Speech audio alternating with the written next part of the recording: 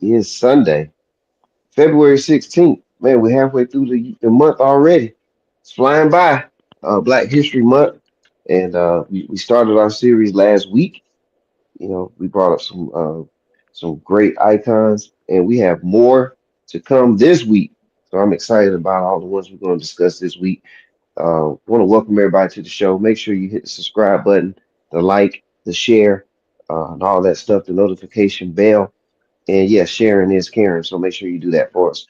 We are on the 411 Sports World Network on YouTube. That's 411 Sports World Network on YouTube. And also, we have a simulcast on Surge Sports, which is on YouTube as well. So we thank Surge Sports, Northeast based sports programming network, and they picked us up for a simulcast. So we're everywhere, guys, and can't wait for people to get to hear the voices of, as you can see, the gentleman with the red backdrop there, Mr. Henry Brown, a legend in his own right.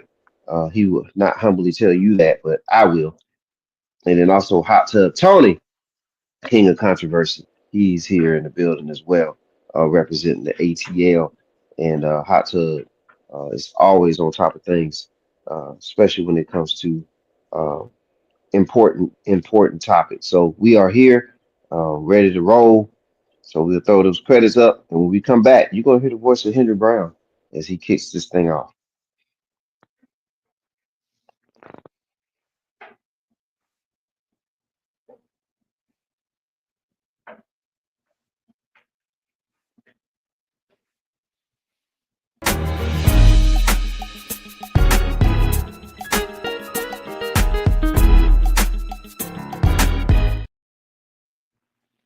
All right, we are back, Mr. Henry Morning. Brown. Good morning. Yes, How's sir. everyone? Doing well. Well, I'm happy to be here, and I'm going to say I am. And we haven't been canceled by a new president, so that's a good thing.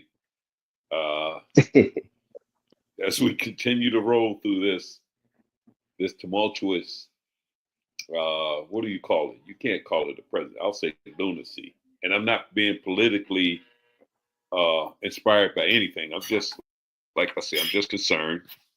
But we're here for sports, so. I want to thank Tyrone again for this platform for us to discuss perhaps some of the most impactful Black athletes of the 20th and 21st century. It's you see all this stuff here, so I have a front row seat at a lot of things that happen. For example, the '68 Olympics. I watched Jim Brown when I was a kid, Bill Russell. I could just go on. So again, I am happy to be here today. In fact, I'm happy to be anywhere and have Yes, a sir. platform where I speak to people because it's through God's grace that we get up every morning. So when you have an opportunity to share it with the HT man out of the ATL, those are great days because I'll tell you that what we have to do is invest in our future, and that's our children. And so, with that being said, I'll turn it over to Tony and get off my soapbox. Ready for a question. Well, today we're gonna go into we got a couple of noteworthy athletes and activists that we're gonna mention today. I guess I kick it off with Mahmoud Abdul Rauf, aka Chris Wayne Jackson. Chris Wayne Jackson, Mahmoud Abdul Rauf was born in Gulfport, Mississippi. Played college basketball for LSU from 1988 to 1990. He was, first team All American, and he was chosen third overall pick in the 1990 NBA draft by the Denver Nuggets. He was selected as most improved player in 1993. He had a pretty good career. He was known as one of the best free throw shooters. In the 1993-94 season, his percentage is the third highest seasonal percentage in NBA history. What made Abdul noteworthy was he was introduced to Islam in LSU by his head coach when given the autobiography of Malcolm X, and that changed something in him. It sparked something in him that he changed his name, converted to Islam, and began to get into activism. He created a lot of controversy when he refused to stand for the Star Spangled Banner before a game. This was prior to the Kaepernick era. He stated that the flag was used as a symbol of oppression and long-standing U.S. tyranny. But his refusal cost him $31,000 a game he missed. You know, he worked out a compromise with the NBA where he would stand during the game, and he said he would during that time he would just say a prayer to himself. But at that time, that was considered a revolutionary move. Now, keep in mind, this was in the '90s, prior to Kaepernick. The activism was frowned upon by the NBA. Still frowned upon now, but it's a little more accepted than it was back then. But that move right there cost him a promising career. He was a prolific shooter at the time, and on course to be considered up there one of the greats had his career not been derailed. Not only did it cost him his career, it cost him his home. He had to leave his home in Mississippi and move to Florida after it was burned down. He was drummed out the NBA literally the next season after his protest. And you know he bounced around overseas in a couple leagues overseas till he finally found a home with Ice Cube in the Big Three. He's currently playing on the three-headed monster team. But his act of peaceful defiance paved the way for all the future activists that you're seeing now, i.e., Colin Kaepernick. But he's very overlooked in the annals of history and what his move meant for not only the NBA but for blacks at that time. Uh, During the '90s, there wasn't a whole lot of standout activism during the '90s coming out of sports, so that was a rare move at that time.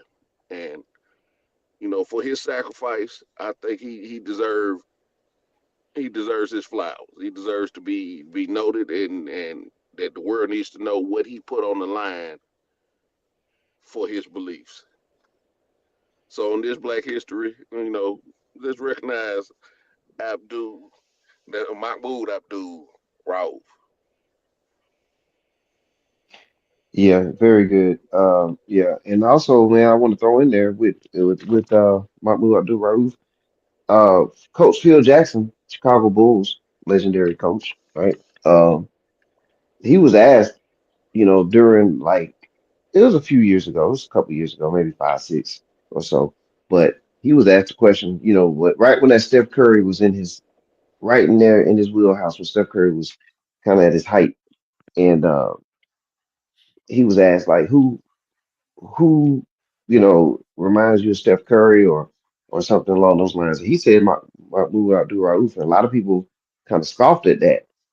Like, no, Phil Jackson just being surly. He just, you know, poking at people. But no, Chris Jackson, if you go back and watch him, Mahmoud Abdul-Rauf, he was doing stuff that Curry's doing today.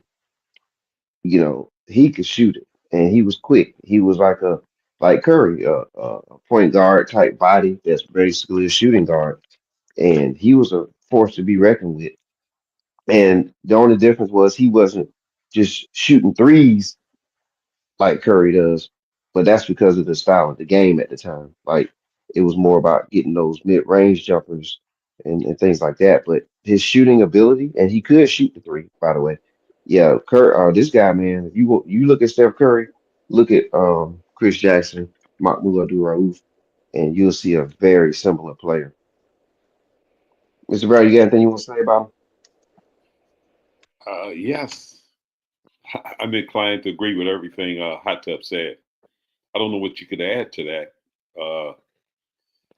I watched him when he was at LSU, went to Denver, and he was the precursor to Steph Curry. Short-lived career because the NBA couldn't live with his religious background. So it's horrible. You have a place in this country where they say, you know, freedom of religion. Then you allow companies or entities to discriminate against people consistent with their religious beliefs. So his career was short lived, but he was a dynamite while he was there. Yes, sir. All right. Great sports icon there. Mahmoud Abdul-Rauf. Take the time to look him up, people. All right, Mr. Brown. All right. Who do we have? So, Who do we have next? okay. Kurt Flood, perhaps the greatest team sports in America today, is a byproduct of Kurt Flood. And who is Kurt Flood? Uh, Kurt was a three-time All-Star in Major League Baseball, batted 293, had 85 home runs. Doesn't sound like a lot. He had 636 runs batted in, and he was with the St. Louis Cardinals from 58 to 69.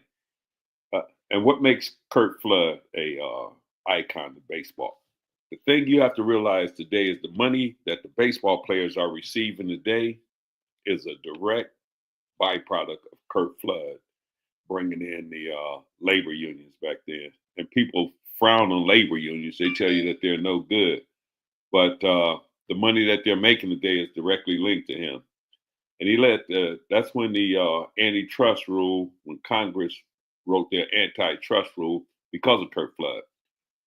How did Kurt Flood start this journey? The team wanted to trade him to someplace he didn't want to go. And he told them, I'm not going to accept the trade. And this was in the 1969. So the case ultimately wound up in the Supreme Court. And his legal challenge was unsuccessful. But it brought about additional solidarity among players as they fought against baseball reserve clause and sought free agency. The reserve clause was that they could keep you no matter how long you've been there. And Kurt Flood, in his later years,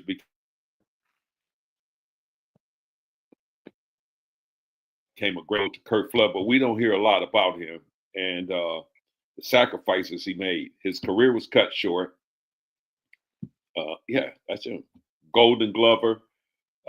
Had a great career. He was a 2 times World Series champion, 7-time Gold Glove Award, and he's in the St. Louis Cardinals Hall of Fame now. So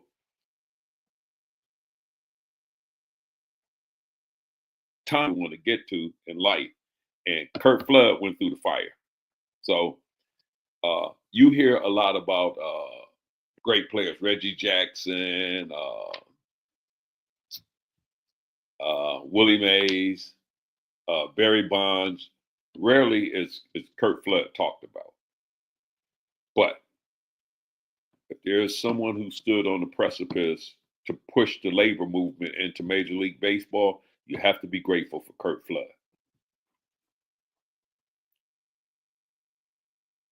All right, Kurt Flood. Yep, great information there, and very important person in the history of sports, uh, and especially in baseball. And it always takes these guys, man. It takes people like this to, to pave the way for others. Because players nowadays, that I mean, look, they benefit directly for some of the sacrifices of the past. So very good one there about Kurt Flood. Is there another one you want to roll out? Well, yes, I could talk about Joe Louis, Satchel Paige, but I want Yes, sir. to highlight Roberto Clemente Okay. uh, from the Dominican Republic, who subsequently died in a plane crash trying to deliver aid back to his country. But Roberto Clemente uh, was a pirate. Uh,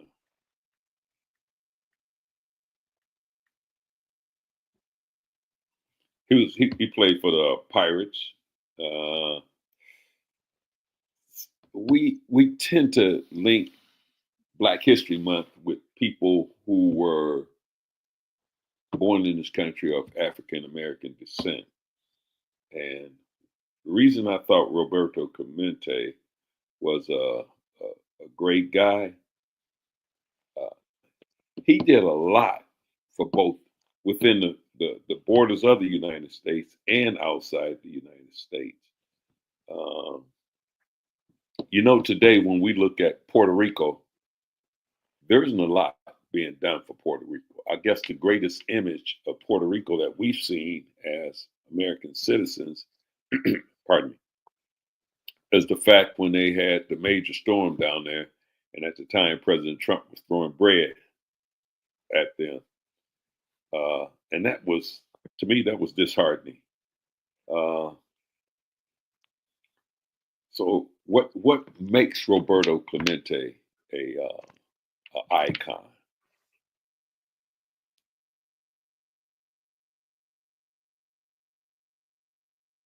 It's about too frequent that won't give a thing. And Roberto Clemente lost his life giving because the plane he was on was overloaded with uh, goods and things to take back to Puerto Rico. But he was also another great baseball player. And I know, you know, baseball isn't one of the sports that we spend a lot of time looking at. The season is long. I usually Hmm. start watching baseball around October. And October, that's when everything has to be in place. Sometimes they coast during the season and to get to a certain point and they'll hold status quo. But in October, if you want to get to the World Series and the playoffs, that's when you really have to play. A lot of games. It's hard to keep up with. Uh, but Roberto Clemente was a judge. He conducted himself, he comported himself as a professional. He wasn't involved in all of this. I like rebel rousers. I like people who shake up things. But so when I don't knock him because he wasn't, I say this out of reference that when you saw him, he was always smartly dressed, very articulate, and handled business in both Puerto Rico and the United States. So thus, the Pirates have put in a statue for Roberto Clemente. Great human being, great activist, and great activist doesn't necessarily lend itself to just working within the shores of the United States. You have to expand that and help people wherever the need is. So again, I bring up Roberto Clemente and I say to you that take some time to look him up. He was a hell of a guy, hell of a guy. Yeah, and I do have a question about him. Or can you describe his style of play? Oh man,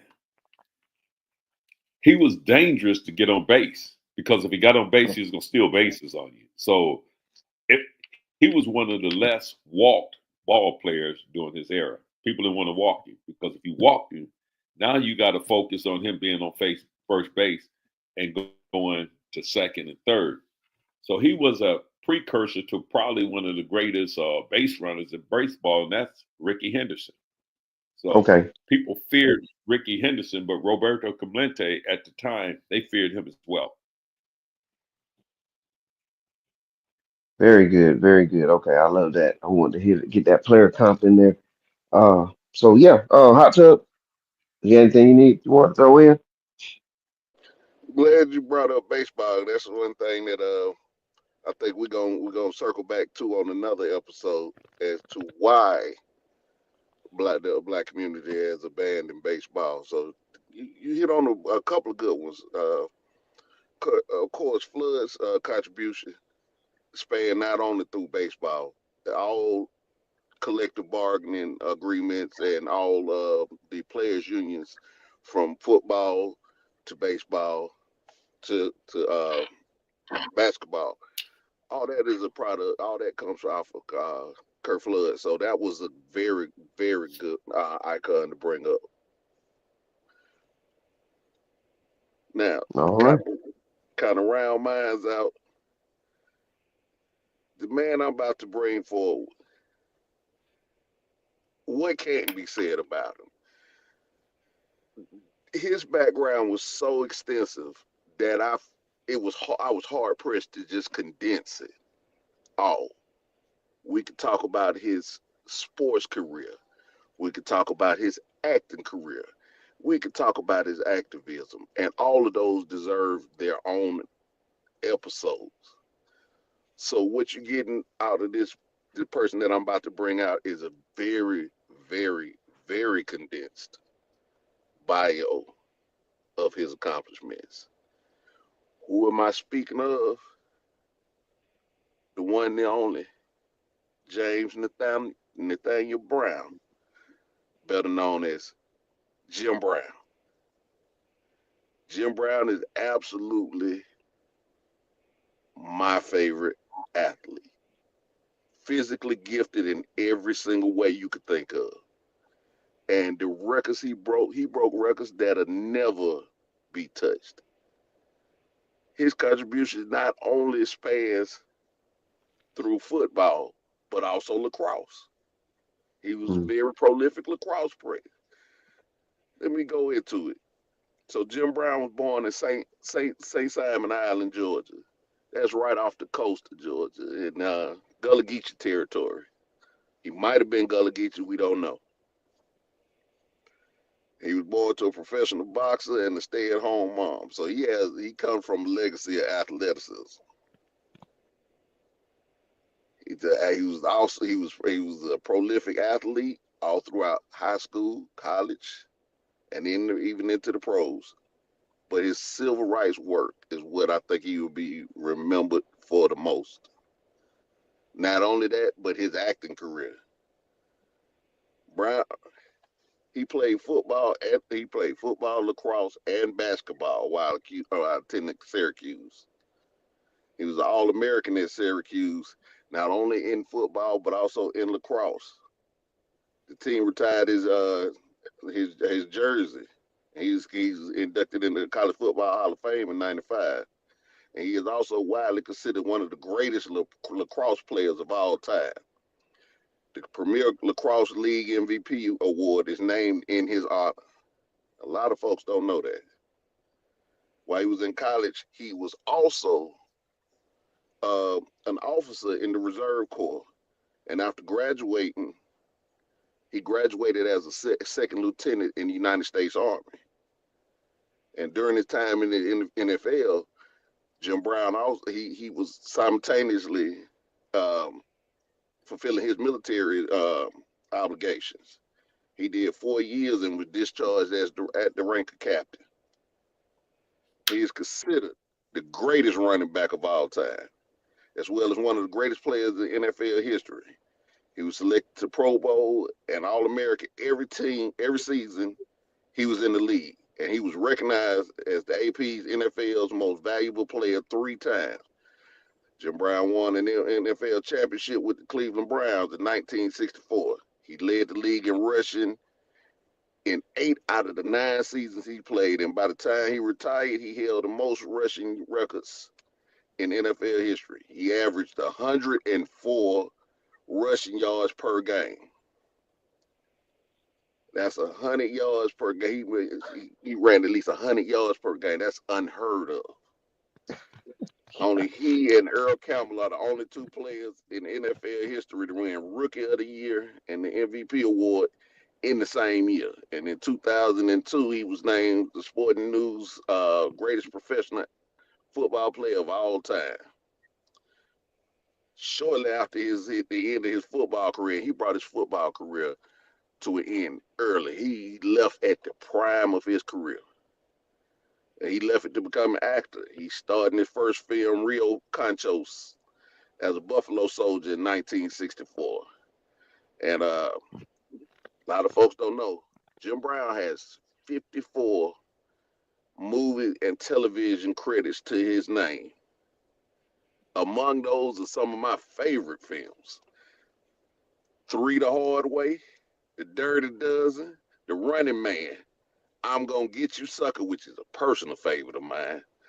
OG Original Gangsters, that was a good independent film. Mars Attacks, and He Got Game. Those are just a few. His filmography is out freaking standing. Brown was one of the few athletes. He was also one of the few athletes to speak out on racial issues in the 1950s. While the civil rights movement was growing, in 1967, Jim Brown, along with Bill Russell, Kareem Abdul-Jabbar, and Carl Stokes, were all members of the Cleveland Summit. That was a meeting that was held by Muhammad Ali with the intention of convincing the four to rally behind and recruit others in Ali's cause for civil rights in the United States. This was particularly risky for them during this time because Ali was blackballed for his refusal to participate in the Vietnam War. So these four gentlemen put their careers on the line to support Ali and his cause for civil rights. So that was a bold move at the time. You know, a lot of players, especially a lot of black players, shied away from activism, and still to this day.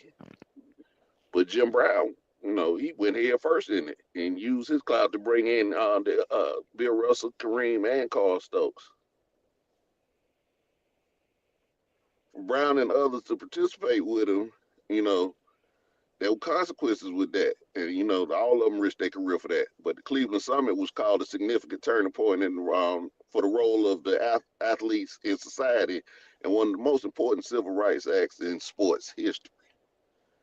He is um, Jim Brown has founded a lot of different organizations. Among those, in 1966, he founded the Negro Industrial Economic Union, later known as the Black Economic Union, to help promote economic opportunities for minority-owned businesses.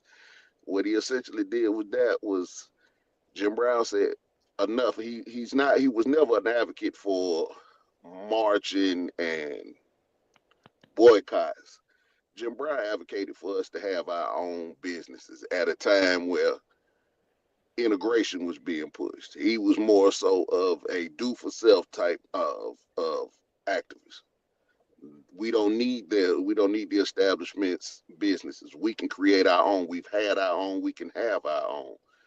And I applaud him for that. That's a stance that I totally get behind 100%. And that's something that I advocate as well. But in 1988, Brown also founded the American Foundation. That's an organization that sought to divert gang members and prisoners from violence and teaching them life skills. Through the foundation, Brown helped establish the White. He helped in the Watts truce during the L.A. riots time frame, when he brought Bloods and Crips together for the gang truce. He was very instrumental in that. And a lot of people don't know that Jim Brown was behind the scenes orchestrating that because he had the clout, the notoriety, and the fame to go in those neighborhoods and talk to those guys and get them to broker the peace treaty. So he was very instrumental. Not just him, but he was the most noteworthy figure out of that. He was such a force in the civil rights movement that he was kept under constant surveillance by the FBI, the Secret Service, and various police departments who were fearing his influence and tried to slander his name by labeling him as a communist and an Islamic extremist. And that goes back to the whole COINTELPRO movement. That's what they would do. That's the same thing that they did with Martin Luther King, Malcolm X, Elijah Muhammad. A lot of our black activists were labeled as communists back in those days in the 60s. That was that way to discredit the movement and say, no, this is not a black movement. They're just being influenced by people outside the country. They would label you as communists, so they lump you in with Russia and to get public sentiment from supporting you. But Jim Brown, this is just a snippet, a small piece of what Jim Brown's contribution was to not only football, not only acting, not only the civil rights, but Black America, period. So Jim Brown will always be, in my eyes, one of the greatest activist athletes of our time. So salute to this Black History Month. Salute to Jim Brown. Yes, Jim Brown, man. What more can you say about him? I mean, Oh, total it's a lot icon. more that can be said. Gentlemen, I had a time condensing this. down to just the snippet that I gave you. Jim Brown has so many accolades that we can go through. We could spend episodes at each one of the phases of his life, and it Sounds like will that's what we're gonna have to show do. itself. Say again? That sounds like something we're gonna need to do then. Yeah, hey, I'm down for it. That's one of my personal heroes right there. All right, Mr. Brown, comments? Well, how do you follow up with that soliloquy of Hot Tub? Hot Tub, outstanding. One thing I would like to add to he was deprived of winning the Heisman Trophy. He He was the was. premier You're running absolutely back right. in the nation. Yeah. And then he went on to win the Cotton Bowl, which was at that time a national championship. Hmm. Uh, and so we talk about revisionism. You see how they took the Heisman Trophy away from what's my man at USC, the running back, Oh, Bush, Reggie Bush. Reggie Bush, Reggie yeah. Bush. Then they had to give it back to him. So Hmm. no one has ever said, hey, we need to make this right for Jim Brown and give him a Heisman Trophy. They never talked about that. They never tried to fix that. So that was my Never. only thing.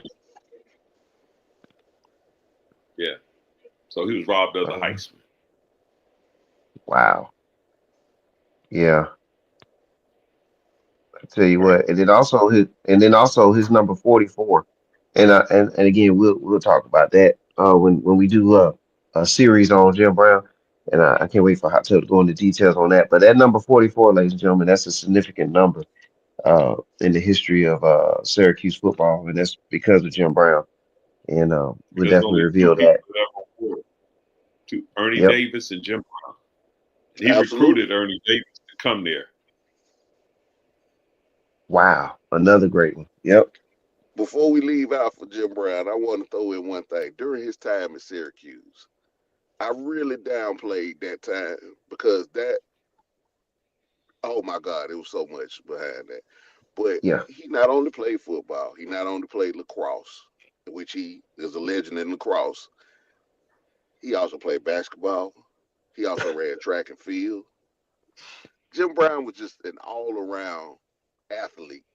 Yeah. You know, I put him in the same frame of mind as of physically gifted people like Herschel Walker.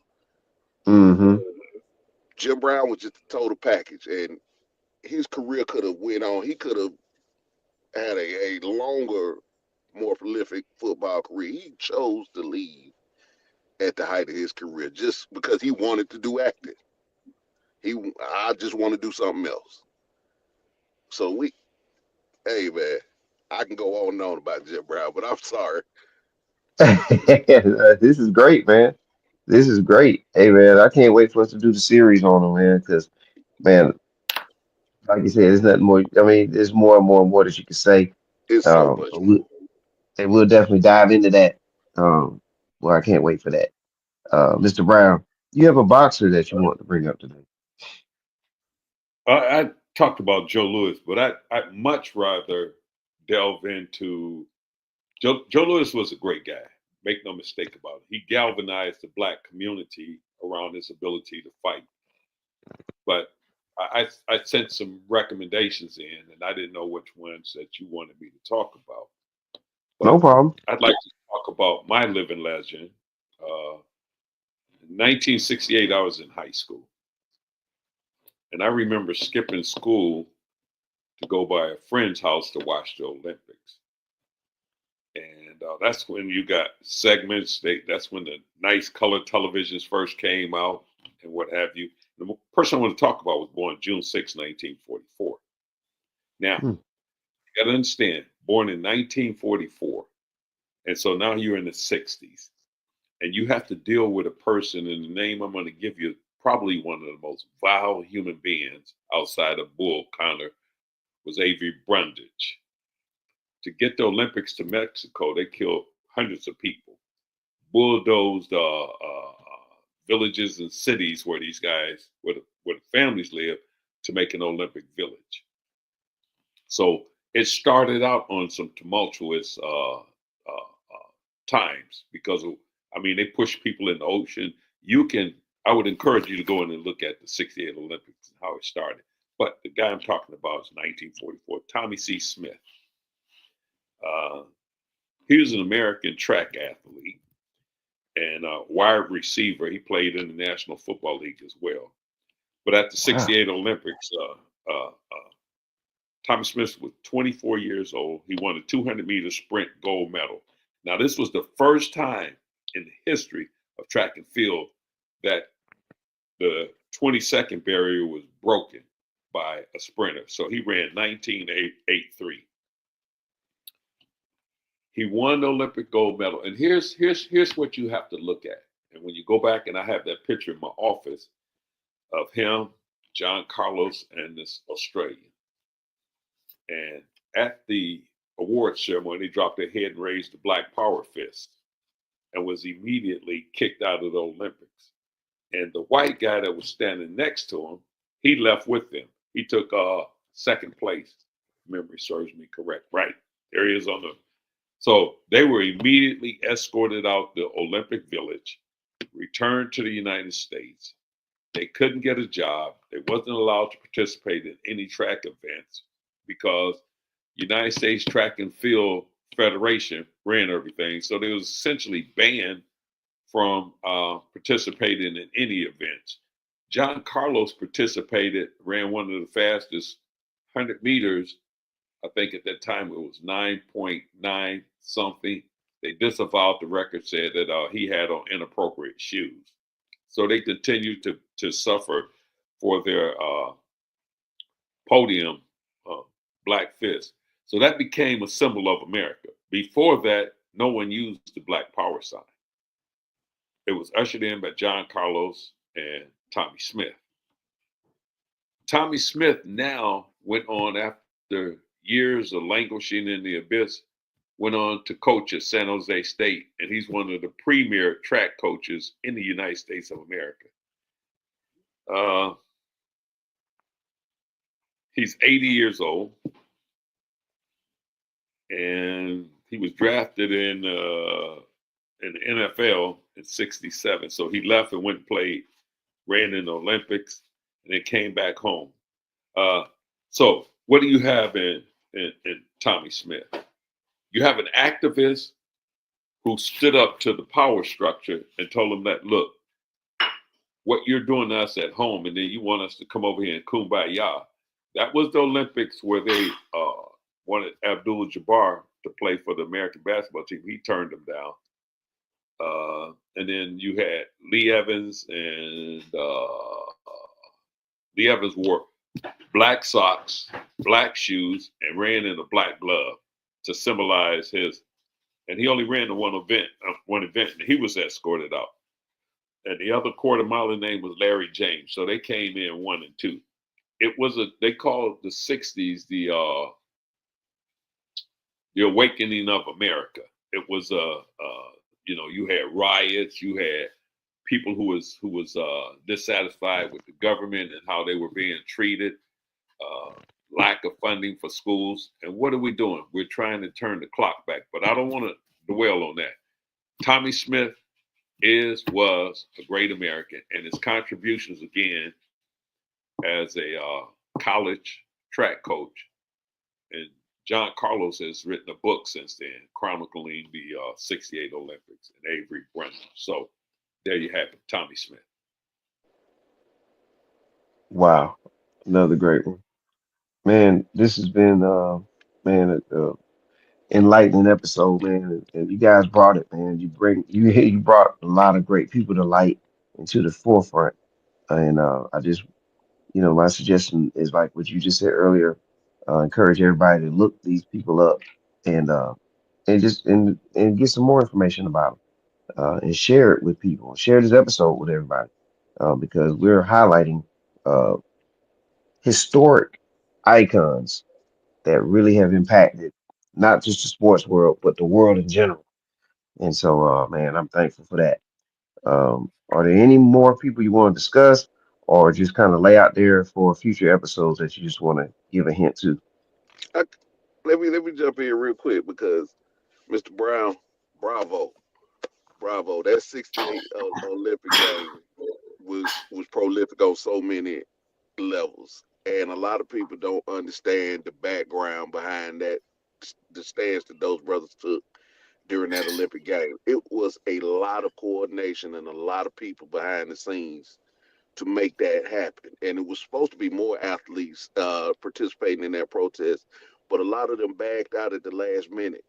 But that was, people think that was a spontaneous protest, and it was not.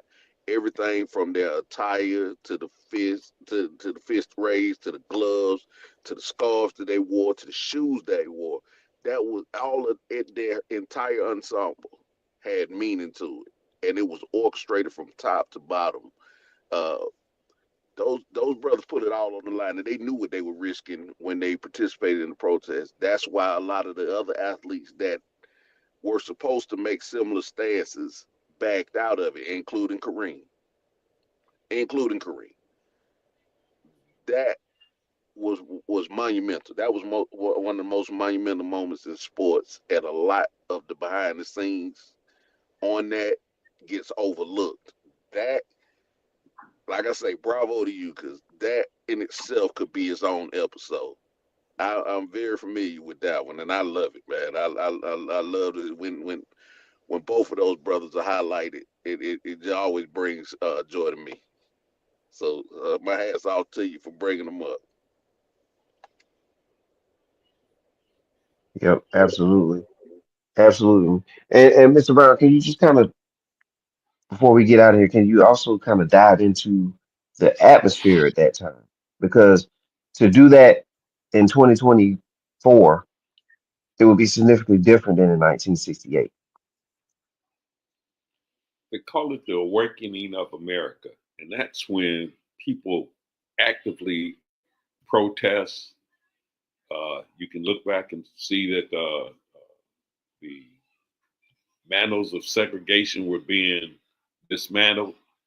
Discriminatory practices in stores were being dismantled. Uh, you had communities.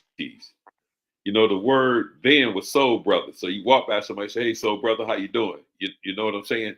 So you had a different dynamic in the country, no matter where you went. Uh, Remember this one, the Green Traveling Book. All right, you know that as we traveled around America, especially when you came from up north down south, you had to know where you were going. You had to know what gas stations you could stop at. You had to know who had a house available for you to sleep in if you needed that. So again, America was on the it was on the fast track to change. And those young men who went to the Olympics, who expressed their disdain for Avery Brundage's decision, was a catalyst in changing America. So we had if you will, we had an opportunity to coalesce around one another as a people. And we did a lot, a great deal.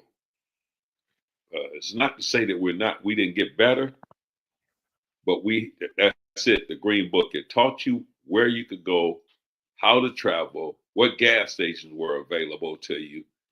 It made traveling back and forth from the south to the north easier because you know that the Jim Crow South would eat you alive if you went into the wrong gas station. So again, kudos to Tommy Smith and John Carlos, but I'd like to make them a statement.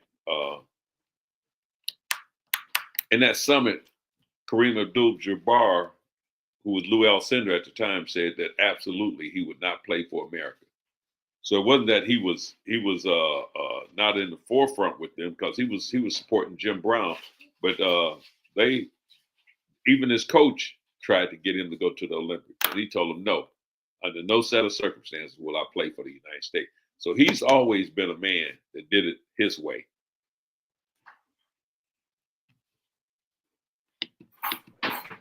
A- And Absolutely, absolutely, and okay. a lot of folks don't realize that we when we talk about the '60s, we tend to highlight the nonviolent aspect of the '60s, and although that was important, that was what got international attention. A lot of people don't know that that was a very tumultuous time in American history. That protest in particular comes off the heels of Red Summer, when Black America, you talking about right after the assassination of Dr. King, where Black America damn near burned this country to the ground, and that aspect is overlooked. Yes, the nonviolent end of the civil rights era was very instrumental in getting uh, to rolling back the Jim Crow policies of that time, but that was also made more important by the pressure that the streets put on the United States government. We hadn't seen a protest, a uprising of that type until 2020. That is the closest that you came to Red Summer, was 2020. So it took us another 40 years, 50 years to even get close to what was going on in the '60s, and I kind of see history going in cycles again right now. And if America's not careful, you're gonna have to continue with that once again.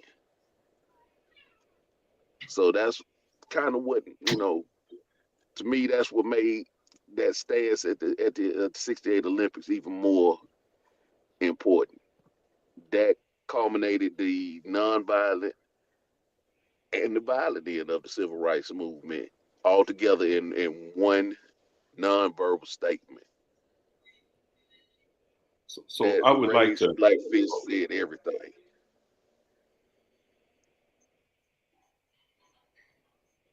Okay, Mr. Brown. I'd like to just at, at that time they considered Malcolm X the most dangerous man in America, and so America had a decision to make. They picked our leaders for us because they thought Martin Luther King was the safe choice, but it turned out he wasn't. Then, uh, man, I just threw myself for a loop. Malcolm and It's all right. Martin, people thought that they did not get along, but if you go back and you look at the readings and the teachings and the writings, they had a great deal to discuss. They met with one another, uh, and it was the turning point in the laws because they were so afraid that if you ever allow us to get together as a people, that they wasn't ready to deal with the consequences of that. Right. So I want to say this. I want to end this. I don't know how much time we have, but I think this is so important. Ready for this? Yes, sir. The February 28th boycott for 2 days. We're going to withhold our black dollars and anybody. And if we make this thing go viral, we are the third largest spending block, not in the United States, but in the world. You got to think about that. The third largest spending block in the world. If we as a nation, we'd be the third nation, we'd be the third wealthiest nation in the world. So we get disrespected. And only thing people respect is the mighty dollar. So we're going to withhold them. I know I won't be doing any shopping. I've sort of cut back. Right now, I'm having some contractor problems. I'm trying to find somebody to do some work for me, but I'm not spending any dollars with the Walmart. I'm through with Walmart. I've boycotted them for the last 20 years. Now Target is on my hit list. And I love Lowe's. And when I found out Lowe's got rid of their diversity and inclusion program, I won't go into Lowe's anymore. I'll go to Home Depot, even though I like Lowe's better.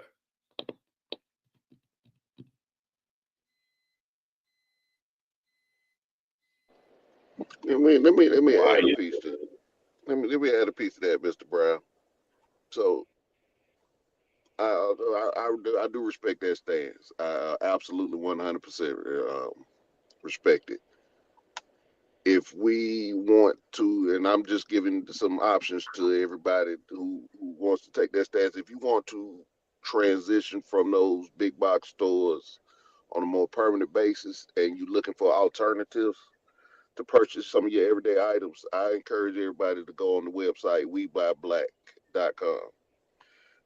WeBuyBlack.com is a website that has coalesced a lot of black businesses into one place, and they have everything you could probably look for your day-to-day life, from deodorant to washing powder Okay. to toilet paper to everything that you would need for your household to kind of get you out of the box that these businesses that don't respect us. That's an Okay. alternative. You can buy everything online and It's not an guarantee to come. alternative. It's a must. It's a must. You're absolutely right. Um, so you can change your everyday habits on a more permanent basis. So instead of a boycott, it's a change of lifestyle. That's WeBuyBlack.com. Check them out. Everything Guess on what? the site is black owned. I'm gonna put that on my Facebook page and my Twitter post. I know. I'm trying to move into where you young folks are. Okay. All right, Twitter. You doing better X. than me because I don't understand Twitter. I'm just trying to move into the. I'm trying to get on the information highway as quickly as possible. I'm, Yes, I, sir. Yes, sir. I refrain from. I've never purchased anything online. When I want something online, I go see my daughter and give her the money and say, "Hey, buy this for me." So I'm buying me one of those debit cards that you can refill because I'm tired of being hacked. Gotcha. I like that We Buy Man. Block. You should have started the show out with that hot tub. Hey, I didn't know which way you were going with it. I'm playing. What you I'm mean playing. you didn't know? Oh, look, I told you I'm not an information highway man. You got the info. Throw it out there. You should say, before I start, you need to learn how to buy black. And I'd have been like, whoo, whoo, whoo. Well, But I'm gonna give you another one. To all my okay, sneakerheads out there, I know it's a lot of people that love tennis shoes and love to buy shoes. I'm gonna give you an alternative to your Nikes, to your Air Jordans that I don't are wear them. better quality shoes, and they got some of the flyest designs out now. It's a company called Somewhere in America. SIA, SiaCollective.com, SiaCollective.com. It's a black owned clothing company. He is the number one black owned luxury tennis shoe maker in the world, not just America, in the world. And I got on a pair right now. I bought at least 12 pair from them. So check. That's also another one to check them out. Their quality on their sneakers are comparable to any major sneaker brand you can name. Can you So spell it out for us? it's Yeah, Sia, because I'm looking S at I SIA. SIA Collective.com. Oh, okay. SIA Collective.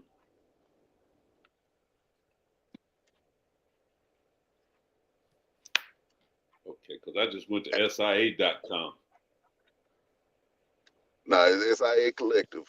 That's something that I started doing more often is highlighting black businesses. And when I give you black business, trust me, I done tested out the products and I swear by them. I put my reputation, my name on them because I see what we do. And a lot of folks think we don't have certain things. It's pretty much everything you want to buy, everything you can buy. There's a black company that makes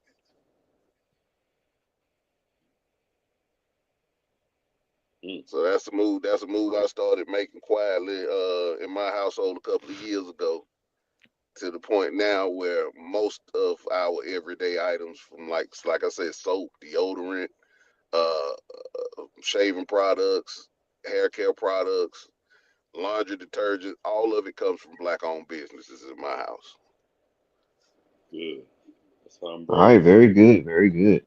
All right, we're gonna make sure that's out there. Well, it's actually out there now because we're live, and we also Well, will be and, editing and our that's something. videos as such. Mr. Brown. Mm. Well, I was just looking at some of the prices. Y'all know I'm cheap. I don't. I promise you. I promise you. I will never wear a Jordan shoe. Never. When he reneged on Martin Luther King getting it, he said white people wear Nikes too, and I'm like, man, what the hell that got to do with anything? You know, they need your name behind making Martin Luther King a holiday. So he lost me at that point. And not only that, I didn't like him because he played against my Detroit Pistons. So I never, never. And every time we beat him up, I was like, yeah, get him. So I know we were dirty. That's what y'all say, but we played the game by the rules. If they didn't call a foul on you, it was good. Tyrone, Yeah, you know that. yeah, I know it. I know Because it. if you That you can't call the police unless a crime has been committed. We wouldn't commit no crimes against the rules. There it is. and there you have it. All right. I love this. All right. Hot tub, thank you. No problem, Mr. Brown. Yeah, I like this. Yes, sir. We can do it I again. love it. Yeah. So we'll highlight some more next week. And there's one I really want to hear about. If you can make sure we get Okay. out there, Gibson in there next week. I want to hear about that one. Okay. All right. All right, Hot Tub. Great. Appreciate you being on as well. No So problem. for yes, sir, for Hot Tub Tony and Henry Brown, I am Mr. 411. Make sure you hit that subscribe button. Make sure you subscribe to 411 Sports World Network on YouTube. And also check us out on TikTok. All right, Mr. 411, right there. We almost All had a right. million views. Check us out on Instagram, Mr. 411. Things have been heating up over there as well. So make sure you check us out. We appreciate it because right now, even on our YouTube right now, we up to six million on the views as well. So we getting the word out.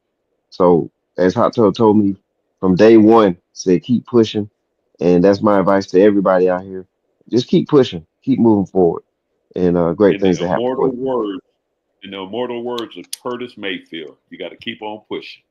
Yes, sir. There it is. See, All right. Well, I look, give you enjoy some the rest of gold. y'all day. Thank you. God bless you. Absolutely. All right, everybody, Peace. take care.